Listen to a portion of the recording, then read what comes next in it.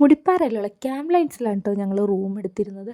അവിടെ ആ ഒരു നാച്ചുറൽ പോണ്ടൊക്കെ ഉണ്ടായിരുന്നു. അവിടെ ഒരുപാട് എല്ലാവരും ഇപ്പോൾ ആളില്ലാത്തതുകൊണ്ടാണ് അവിടെ അങ്ങനെ ഒഴിഞ്ഞ് കിടക്കുന്നത്. ഞങ്ങൾ ചെന്നത് ഫസ്റ്റ് എന്തോ ഞങ്ങളാണ് ചെന്നിരുന്നത് അവിടെ.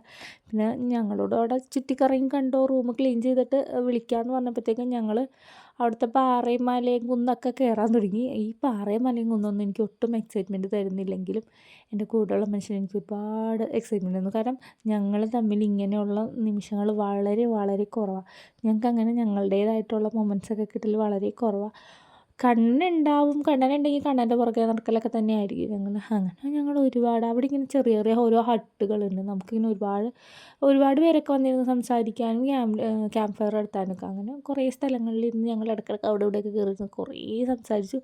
പിന്നെ റൂം റെഡി ആയി എന്ന് പറഞ്ഞപ്പോൾ നേരെ റൂമിലോട്ട് ഒരു ട്രീ ഹൗസ് ആയിരുന്നു കേട്ടോ എടുത്തിരുന്നത്. പിന്നെ അവിടെ ചെന്ന് ഞങ്ങളുടെ ലഞ്ച് കഴിച്ച് കപ്പയും മീൻകറിയും ബീഫും ആയിരുന്നു. എൻ്റെ മുഖം കണ്ടാൽ തന്നെ നിങ്ങൾക്ക് മനസ്സിലാവില്ല, എനിക്ക് ഒട്ടും അത് ഇഷ്ടപ്പെട്ടിട്ടുണ്ടായില്ല. ഉണക്കക്കപ്പയായിരുന്നു എന്ന് തോന്നുന്നു. പിന്നെ ഞാൻ നേരെ കിടന്നുറങ്ങി. കണ്ണുറക്കുമ്പോൾ ഞാൻ കാണുന്നത് ഈ കാഴ്ചയാണ്. കാരണം മുകളിലും ഞങ്ങൾക്ക് കിടക്കാൻ 2 സൈഡിലും ബെഡ് ഉണ്ടായിരുന്നു. അപ്പോൾ ആ ബെഡിൽ കയറി നിന്ന് നിതീഷേട്ടൻ വിളിക്കുന്നതാണ് കണ്ടത്. അങ്ങനെ ഞാനും അവിടെ വലിഞ്ഞ് കയറി നല്ല വ്യൂ പോയിൻ്റ് ആയിരുന്നു അവിടെ ഒരു കുഞ്ഞ് ജനലുണ്ട്. ആ ജനൽ തുറന്ന് കഴിഞ്ഞാൽ നല്ല കാറ്റും കിട്ടും, നല്ല വ്യൂ ആയിരുന്നു. താഴത്തെ ചെറിയ ചെറിയ ഹട്ടുകളൊക്കെ നമുക്ക് കാണാം. നല്ല ഭംഗിയാണ് കേട്ടോ കാണാനായിട്ട്.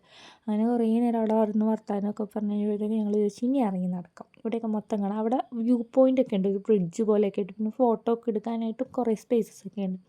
സാധാരണ ഞാനാണെങ്കിൽ ഇങ്ങനെ ഭയങ്കര ചൈൽഡിഷായിട്ട് ബിഹേവ് ചെയ്യണമെങ്കിലും ഇപ്രാവശ്യം നിതീഷേട്ടൻ നല്ല ഫ്രീ ആയിരുന്നു കേട്ടോ. നമുക്ക് ഇങ്ങനത്തെ മൊമെൻറ്റ്സ് ഒക്കെ എപ്പോഴും വേണം നമുക്ക്. കാരണം പിന്നീട് നമുക്ക് ഓർത്തിരിക്കാൻ ഇതൊക്കെ നമ്മുടെ ഗോൾഡൻ മെമ്മറീസ് ആയിരിക്കും. അങ്ങനെ അവിടെയൊക്കെ ചുറ്റി കറങ്ങി നടന്ന് ഒരുവിധമായി ചായ കുടിക്കാൻ നേരമൊക്കെ ആയിരുന്നു അപ്പോഴത്തേക്കും. അപ്പോൾ ബാക്കി വിശേഷങ്ങളായിട്ട് അടുത്ത വീഡിയോ കാണാം. ബൈ.